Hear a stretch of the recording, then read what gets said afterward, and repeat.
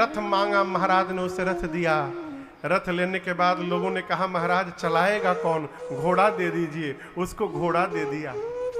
जिसने हीरा मांगा हीरा दिया, जिसने स्वर्ण मांगा उसे सोना दिया, जिसने गौ मांगा गौ दिया, जिसने वस्त्र मांगा महाराज ने उसको वस्त्र दिया।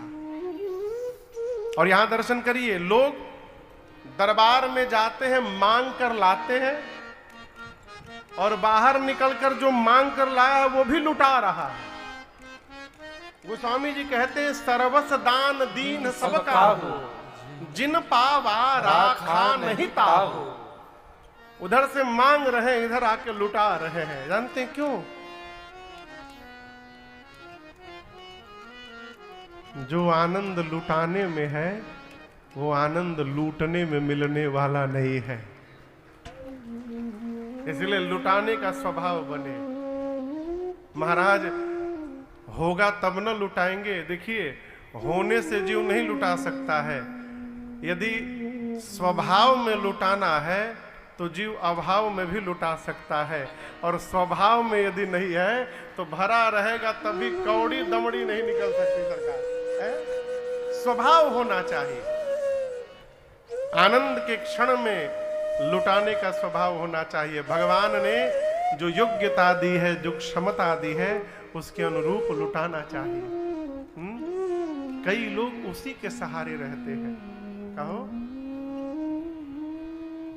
शादी विवाह के समय में ना जिनके पास भोजन की व्यवस्था नहीं है वो बड़े प्रसन्न रहते हैं।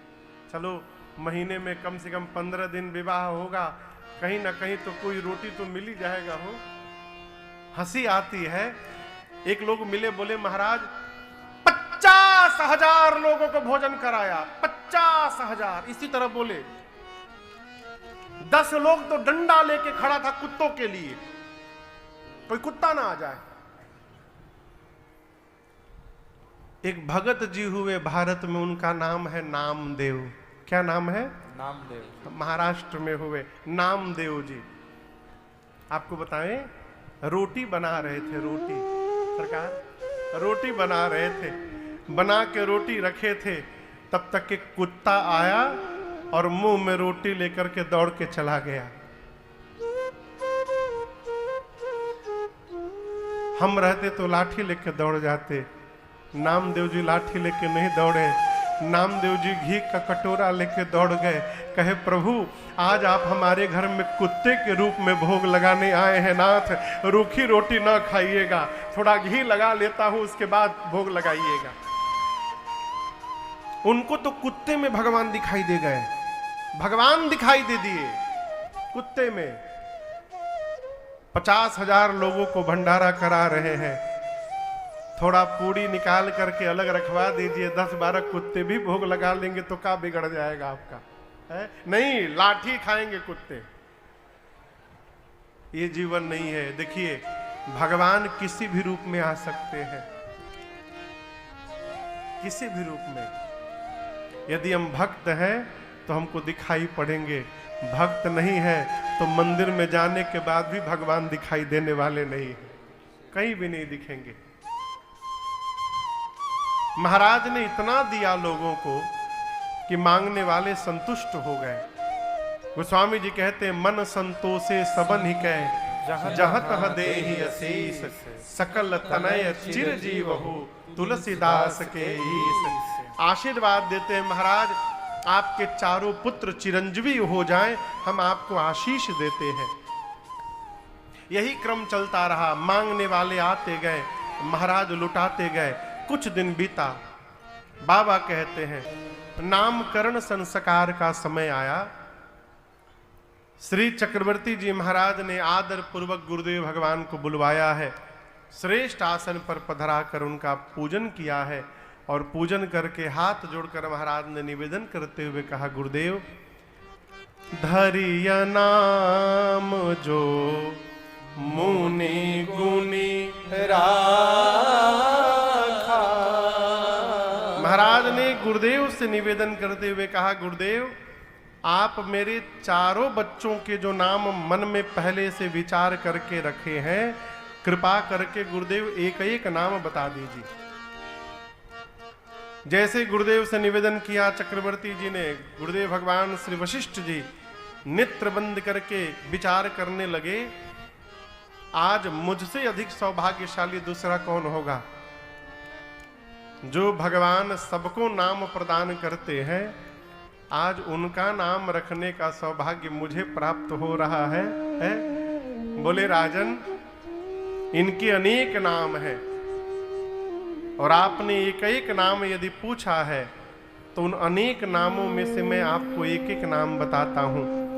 सबसे पहले महाराज की गोद में राम जी बैठे थे। गुरु जी ने कहा आपके ज्येष्ठ पुत्र, गुरुदेव भगवान ने कहा आपके ज्येष्ठ पुत्र। ये कौन है? राम जी आनंद के समुद्र हैं। राम जी क्या है? आनंद के समुद्र हैं, सुख के धाम हैं, त्रैलोक्य की सुंदर व्यवस्था करने वाले हैं। और महाराज यही सबको विश्राम देने वाले हैं। बिना राम जी की शरण में आए विश्राम मिलने वाला नहीं है। इसलिए जो पूरे जगत को विश्राम देंगे उनका नाम आज से राम होगा। पूरी सभा जोर से बोली, बोलिए राम लला सरकार की जय। राम जी के बाद भरत जी थे। गुरुदेव ने कहा ये पूरे विश्व का भरण पोषण करेंगे। कैसे? राम प्रेम तत्व से। जो भी भरत जी की शरण में जाएगा, भरत जी उस जीव की आत्मा को राम प्रेम से भर देंगे। इसलिए आज से इनका नाम भरत होगा। भरत भैया के बाद सबसे छोटे भैया शत्रुघ्न लाल जी बैठे थे। गुरुदेव ने कहा जाके सुमिरन तेरे पुनासा, नाम शत्रुघ्न वेद प्रकाश। गुरुदेव भगवान कहते हैं महाराज आपके छोटे कुमार, इनके नाम का स्मरण करने मात्र से जीव के शत्रु समाप्त हो जाएंगे। ये बात थोड़ी अटपटी है। शत्रुघ्न भैया आप पढ़िएगा, मानस जी कभी किसी को मारे ही नहीं है। केवल एक बार शत्रुघ्न भैया ने हाथ उठाया है, एक बार। किसके ऊपर? जोर से कहिए। मंथरा को मारा है, बस एक बार। राम लक्ष्मण जी बाहर के शत्रु को मारे थे, शत्रुघ्न भैया भीतर के शत्रु को मारे थे, मंथरा को। और याद रखिएगा, बाहर का शत्रु जितना खतरनाक नहीं होता, उससे अधिक खतरनाक भीतर वाला शत्रु होता है। ये भीतर के शत्रु हैं कौन? काम, क्रोध, मद, मोह, लोभ और छठे का नाम है मत्सर। ये सबसे खतरनाक शत्रु है हमारे। और शत्रुघ्न भैया का आप जीवन दर्शन करिए। भगवान पर भरोसा है, भगवान के दास हैं। राम जी के दास हैं भरत जी, अब भरत जी के दास है शत्रुघ्न भैया। दासो हम रघुनाथस्य। और याद रखिएगा, सेवक होना सरल है, सेवक भी सरल नहीं है। भरत जी तो कहते हैं कि हर गिरि ते गरु सेवक धर्मो। सेवक का धर्म कैलाश के पर्वत से भी भारी है, लेकिन सेवक से भी कठिन है दास हो जाना है। राम जी कहते हैं सब अपने सेवक को प्रेम करते हैं, लेकिन मोरे अधिक दास पर प्रीति। राम जी कहते मैं अपने दास को सबसे अधिक प्रेम करता हूं। दास जानते हैं कैसे बना जाता है? बोले, जिस दिन से अपना दिमाग लगना बंद हो जाएगा, हम पूर्ण रूप से भगवान के भरोसे हो जाएंगे।